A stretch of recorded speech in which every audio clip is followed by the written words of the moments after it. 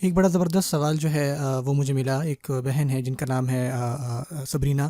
وہ کہتی کہ میرا سوال موسیٰ علیہ السلام کے قصے کے بارے میں ہے کہ جب انہوں نے توبہ کی اور اللہ تعالیٰ ان کو معاف فرمایا، کیونکہ ایکسیڈنٹلی انہوں نے کسی کو مارا تھا اور وہ آدمی جو ہے مر گیا تھا،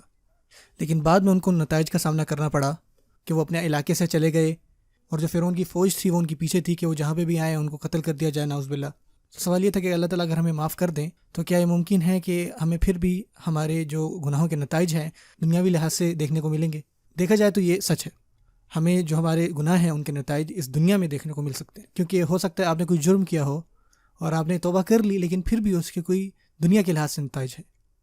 ہو سکتا ہے کہ لوگ آپ کو معاف نہ کریں لیکن اللہ آپ کو معاف کر دیتے ہیں، اور یہ آخرت کے ساتھ معاملہ ہے. لیکن ہمیں اس دنیا میں جو ہم نے گناہ کیے اس کے نتائج ہو سکتا ہے اس کا سامنا کرنا پڑے، لیکن اللہ کی طرف واپس جانا، ان سے توبہ کرنا، وہ ہمیں بچا لے گا ان نتائج سے جو آخرت میں ہوں گے.